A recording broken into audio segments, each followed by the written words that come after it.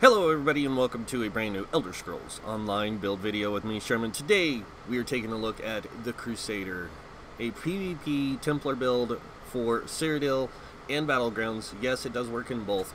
It's pretty effective. It's not phenomenal or like the best build ever, but it is a really good build for this, and I tend to like it. So let's go ahead and take a look at it.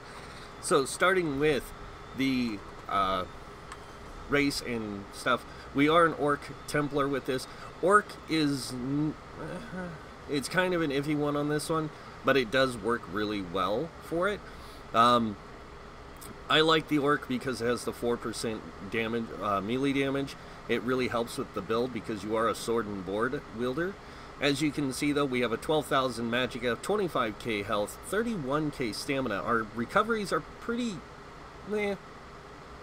magic recoveries coming in at 534. Not that great, but we don't use a lot of magicka stuff. In fact, we only use one skill that's magicka based. Our health recovery is coming in at 678. Our stam recovery is coming in at 1601. But when we are buffed, I just want to show you guys this so you guys can see for yourselves. We actually go up to an 1880 or an 1848 stam recovery. We still have the 678 health recovery and a 534 magic recovery. And that's because I chose to use power pots with this. You can use tripods with this, which would be really good. It'd give you more health recovery and more mag recovery, which would be good for this. And you can see our weapon damage is coming in at a 32 on the front bar, 27.75 back bar, and we actually get a 51% crit front back bar with a 46% on the front bar. Our resistances are kind of low, but we are using medium armor for this build. We have a 17,975 on the spell resist. Physical resist is 14,867 on the front, and then when we swap bars, we actually lose some resistances, but that's okay. Our crit resist still on the front bar is a little bit higher because we are using sword and shield. And then when you go down here and you take a look at our stuff, we are using the Steed Munda Stone for the movement speed and the health recovery. That's a pretty good one to have for PvP because that movement speed can really play well with an Orc because they already get increased movement speed and they get health recovery, so it plays really good with the Orc. We are using Dubious Cameron Throne. This gives you health recovery or stam recovery, max stam, max health. Now there is another food, it's a gold food, it's Artaeum something or other, and it gives you health recovery as well. And that can play even better with this build because you'll get that health recovery and stam recovery, and your health recovery ends up at about 900 and something. So it gives you a little bit to fall back on with it. So, all right, moving on to the sets. Starting with the monster set, we are using Bloodspawn. The pots, like I said, you can use tripods, but I'm using power pots because of the increased weapon damage. Templars don't have a way to boost their weapon damage, so this really helps them out with that.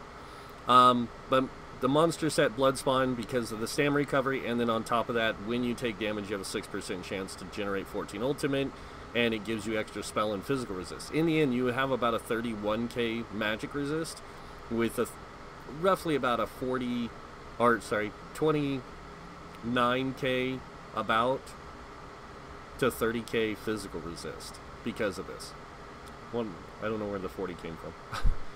Moving on to the other set. Now this is one I do like to use a lot, even in PvE, and that is Gladiators. Gladiators is an amazing set because it does boost your light and heavy attacks when you get the enemy below 25% health.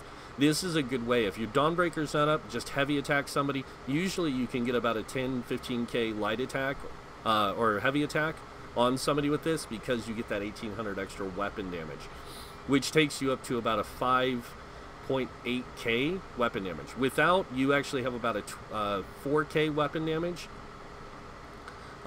So this takes you up to about a 5.8k weapon damage, and it just does really, really powerful damage. So when you get them below 25% health, it's a nice way to boost that your light and heavy attack damage with the sword and shield. Now moving on down here, we are using Knights Errant. Knights Errant, probably not the preferred or the best, but it is really good because Knights Errant gives you a little bit of health, gives you some stamina, gives you some weapon damage, and then it increases your weapon damage with your one-handed sword and shield abilities by 200, And every time you use a sword and shield ability, you get 1,375 health. So it's a nice way to boost your character's damage, but it also heals you at the same time. So it's a nice trade-off for when you're in PvP. Excuse me. Alright, so going over the traits on the gear, we are running 3 well-fitted here on the big pieces. This is just to reduce our dodge roll cost and to reduce our sprint cost, because we are going to be sprinting, we are going to be dodge rolling, and saving resources is really important. The smaller pieces we're running in pin, and you can have this set up however you want. You can run a heavy helm, light shoulders, or you can run medium, and then run this heavy and this light. It's up to you. Really, I just kind of put the armor together based on what materials I had and said this is going to be good. So it does work out either way. I just set it up like this because, I don't know, just thought it'd work. Heavy armor will always give you the better resistances in the chest piece anyways, so when you craft it, it's better to go this route. And it is better to go with a light belt than a light shoulder. You will end up with a little bit more resistances. Moving on to the jewelry. I did turn both of these robust on the rings. The reason why is because I wanted more stamina for the build. Otherwise, I'd have about a 29k stamina and I have like a 28k health. So either way you go here, you can either leave it with the healthy on it, or you can change it to robust. The third piece, I did change to infused with the stam recovery. Because I'm an orc, I don't have a high stam recovery, so I wanted to boost my stamina recovery as high as I could get it. And this helped me do that. So, moving on to the shield, we are running an impenetrable shield. This boosts our in-pin by a little bit. It also gives us a way of getting some extra stats, so I put the tri-stats on here to boost out my max magicka, stamina, and health. And then I am using a Nirnhonch sword with a absorb stamina enchant. This is going to boost physical damage, and it's going to restore stamina. So, moving on to the bow, we are using an infused bow with weapon damage on it, and this is just basically to boost our weapon damage, mainly for the front bar. That's where we're going to spend most of our time, is that front bar. Our back bar is more for buffs, debuffs, things like that on enemies, and then also to just add some extra damage if we need to. I didn't want to put a two-handed back here because I'm using the one-handed sword and shield on the front bar, and I thought this would work out a little better. Alright, moving on to the skills, guys. Starting with class skills, make sure, it's very important, especially with this build, to make sure you get all of your class passives. The main reason why is here, you get Illuminate, or not Illuminate, you get Prism. So this generates 3 ultimate every 6 seconds whenever you cast a Dawn's Wraith ability. Now you are going to be using Power of the Light on the back bar, so you want to keep this applied as much as possible on your enemies. But try to keep it to where you can get this ultimate gen. This is going to help you with your ultimates and dropping them and stuff. Restoring light, make sure you get those passives as well. Moving on to sword and shield, you want to get all the sword and shield passive. Sword and board is really good with this. The sword and board passive. This increases your weapon damage by 5%. It also reduces the amount of damage you take while blocking by 20%. So, Deadly Bash is really good. This increases your bashing damage by 100%, and it costs 30% less, or 40% less stamina. So again, you want everything you can to save stamina, and you do bash with this build. I do, at least when I get enemy. I'll shield charge him, do a bash, like go into block, shield, after I shield charge him and bash him. Especially if they're stunned, usually that'll knock them on the ground. So. But, moving on, bow. Make sure you get all the bow passives. Armor passives, make sure you get the light armor passives, the top 3. Medium armor, you want all of them. Heavy armor, you just want the top 3 as well. Moving on to world skills. Now, you can be a vampire or werewolf with this build. It's up to you. I don't play those things, so I just go with the regular bonuses. But I do like to get these, even in PvP, because I can still kill enemies. PvE enemies in PvP. So, moving on to Fighters Guild. make sure you get all the passives. I know you don't really need Skill Tracker or Bounty Hunter. This is just for if you do those things. But Banish the Wicked is really good for PvP because you can get into fights at the dolmens or at some of the cities where there are like Daedric enemies, so you can build ultimate. On top of that, the 3% weapon damage, very, very good. On the front bar, if you wanted to, you can use Evil Hunter to give you a way of, you know, fighting stealth members and stuff like that, but mostly it's just for the Dawnbreaker smiting that we have all this. And this is going to boost our weapon damage by 3%. Mage's Guild, you don't need anything. Psijic Order, you could use Imbue Weapon if you wanted to, but we're not anything that doesn't have a skill, a stamina skill. So like on a Sork, you'd want to use Imbue Weapon in place of like Biting Jabs. Undaunted, make sure you get the Undaunted passives. Alliance stuff, you don't really need any of the passives. Well, I would suggest getting the passives for any Alliance or support if you're playing in Cyrodiil. And that's just in case you're using any of the skills. Now, racials, make sure you get the Orc racials. Health and stamina increase by 6%. The Unflinching increases your healing received by 5% and gives you that 20% health recovery.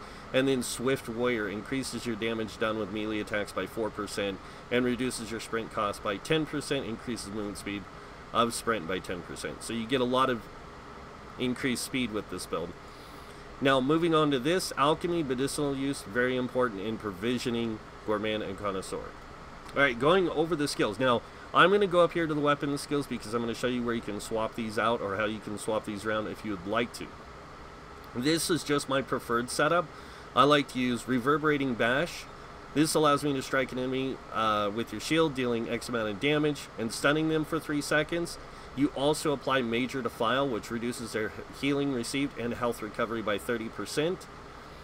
Next, I like to use Ransack. Now, Ransack's not one that you see a lot in PvP, but the reason I like to use it is because it does apply Major Fracture, which helps me reduce the enemy's physical resistance by 5,280, but it also gives me Minor Resolve, which boosts my physical resist by 1,320. So it's up to you on what you want to play. Now, if I do swap out any skills, it's going to be these two. Only these two. And usually I'll swap Reverb for Invasion and swap out Ransack for Reverb. This way I can do a Bash, or a Charge, bash him, light attack him, and then I throw a Reverberating Bash on him. So I get the stun here, and then I get the stun from here. So I can keep the stun applied. It's kind of a nice thing. This also does the stun for longer, at a longer distance. But I'm going to go ahead and put this back to the way I had it because I was testing this earlier and I really like this setup here. Next up, we do have Biting Jabs, and Biting Jabs is just crazy damage with this build.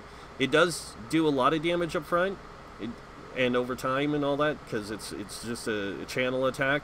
But it also gives you Major Savagery, giving you increased weapon critical, even though you're going to get that from the power pots. But the main reason why we're using that skill is because of the Adric Spear passive, Burning Light. This thing can hit for crazy damage if it crits. And since we do have a pretty decent crit, we have about a 40-something% crit, this thing's going to crit quite a bit. And as you can see, it does 4,925 physical damage on a 25% chance. And when this thing hits as much as it does, you're getting that thing. Usually I can get this to proc twice in one Biting Jab. So I'm getting extra damage. Next, we have Heroic Slash. Now, Heroic Slash, not the greatest damage ability, but it does do a decent amount of damage. It also applies Minor Maim, which reduces their damage they do by 15% for 12 seconds, and you also get Minor Heroism with it, which generates ultimate. It's also a nice CC for reducing movement speed by 4%. That's why, like I said, with the shield, you can go Reverb here with power, with the Invasion, which is the shield charge, to stun them, and then you can go into a Heroic Slash, Bash, and then Reverb, and that way you can get some of that, you can keep them almost perma-stunned with it. Alright, moving on. We have Resolving Vigor. Now this thing can heal for a decent amount without As you can see, it does about 2k. But if you have this down and then you do your vigor, if it crits, it's going to do over 2k healing for you and your friends. So it's one of those things. Like if I get into some trouble, I'll dodge roll, throw vigor, but I'll make sure I try to stay within range of my circle so I can keep the minor mending on me quite well, and I can also keep that higher resistance buff. So, all right, next up, Dawnbreaker Smiting.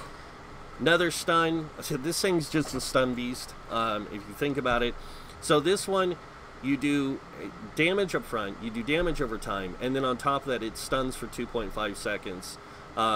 So really great. If somebody's trying to run from you, you drop a Dawnbreaker on them, most of the time they're going to get stunned. If they dodge roll, they can dodge roll this, but if they dodge roll, and you happen to hit them after the dodge roll, boom, they're stunned. So really good skill for PvP. Moving on to the back bar now. The reason I use a bow is because the bow actually has a really good skill, which we'll get to. But first, we have Binding Javelins, another stun. So this one, you hurl a spear. It says a god-like strength. I don't know. It's good. It does 5,084 physical damage, and it stuns the enemy for 3.5. It's got some decent range, 36 meters. It's actually quite good. I use this when I'm up on top of a keep and we're being sieged. I'll just chuck it down at somebody, stun them. It's really good.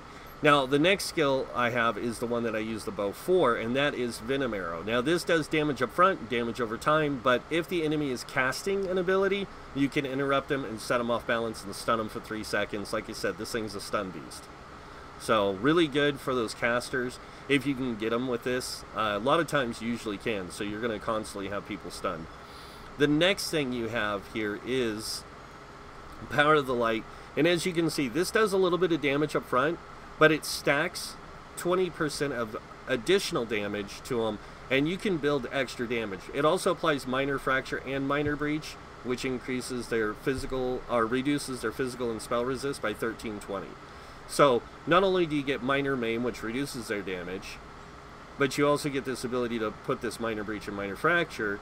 On top of that, you also get the Ransack, which puts Major Fracture. So you don't have to build, like, you need to build still for high penetration, which you can, but at the same time, you don't have to build it for as much because you get so much with this build. You get about 7, I think it's like 8k penetration in total. Next up, we have Extended Ritual. This is to help you for cleansing negative effects. If you're being bled and everything else, you just throw down Ritual. It'll get rid of those negative effects. The problem is that we don't have a lot of resource management with that, so you got to use this sparingly. Like, you got to be very careful with this. Like, if you got a lot of things stacked on you, then use it. If you just got a bleed or something, throw out a Vigor.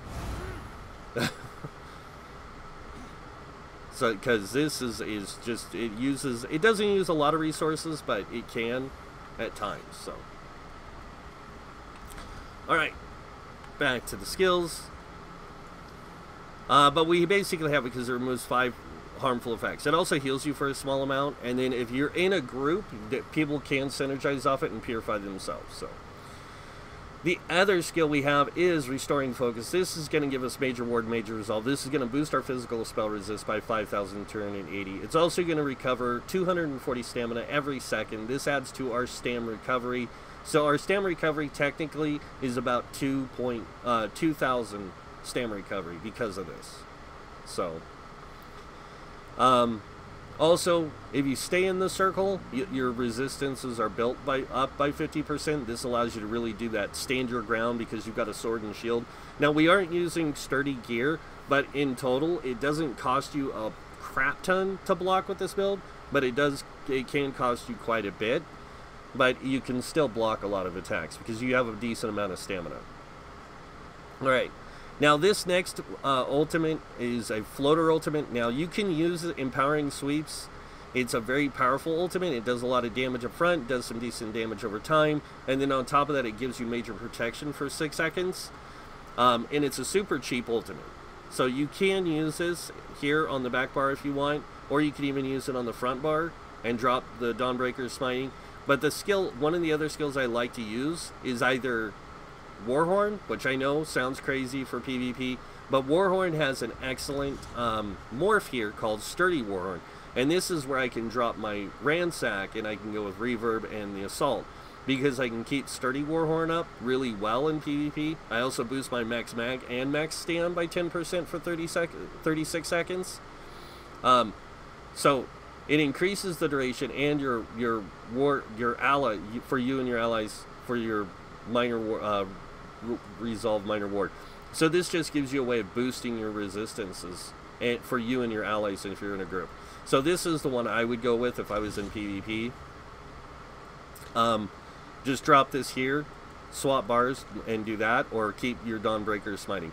Another skill I might use is the replenishing barrier or reviving barrier, because we can actually play off of this really well. So, but yeah, that's the way I like the build to be set up. It works out really well, and it gives me a lot of very unique gameplay with the build, because I can do a lot of shifting and adjusting while I'm in combat, and I get a lot of, like I said, I get a lot of stuns and stuff. If I'm in a siege group, or I'm in a group, you know, moving across the land, and I see enemies coming in at my group, I can shield charge them to stun them. I got a lot of stuns that I can lock people down with for 4 seconds. So this build is actually pretty good for what it does. It's more of a CC crowd control type thing with damage. So, but that's it for this build, guys. This is the Crusader. This is a PvP Templar build. Like I said in the beginning, it's up to you if you want to play it or not. You don't have to copy this perfectly if you don't want to. If you wanted to, you could go sword and shield and two-handed. You could go sword and shield and dual wield. It's really up to you. I like sword and shield and bow. So, but I'm going to leave it up to you guys on what you want to do with the build. But that's it. So if you guys like the build, you guys know what to do. You need to hit that like button. If you guys want to see more builds by me, you can subscribe. Other than that, I want to thank you all for watching. Until next time, have a wonderful day. And this guy might see you in game. Bye.